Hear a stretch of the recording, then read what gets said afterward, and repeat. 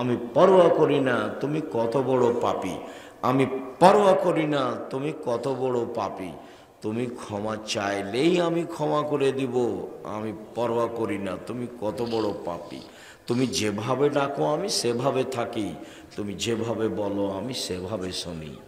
এটা দুনিয়ার হিসাব।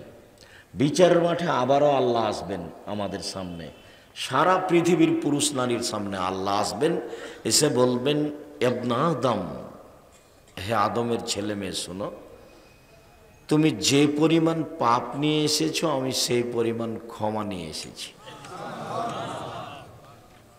তোমার যে পরিমাণ পাপ আমার সেই পরিমাণ ক্ষমা, তোমার যে পরিমাণ পাপ আমার সেই পরিমাণ ক্ষমা, তোমার পাপ যত আমার ক্ষমা তত, তোমার পাপ যত আমার ক্ষমা তত, আমি তোমার সব পাপ ক্ষমা করে দেব। তবে শিরক,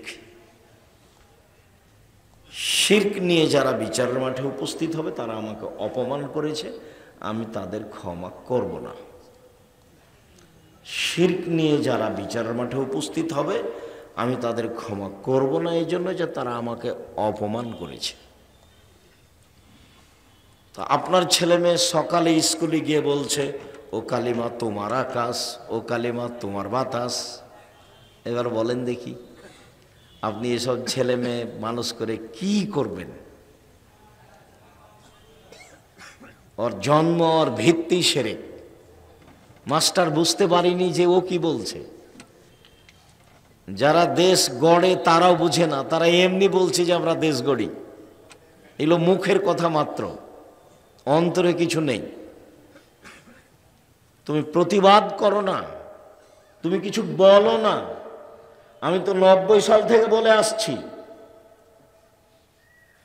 5,000 কোটি টাকার মামলা দিয়েছে আমার নামে, আমি নাকি ঠাকুরের বদলিয়ে করেছি, ঠাকুরকে অপমান করেছি, মানহানির মামলা।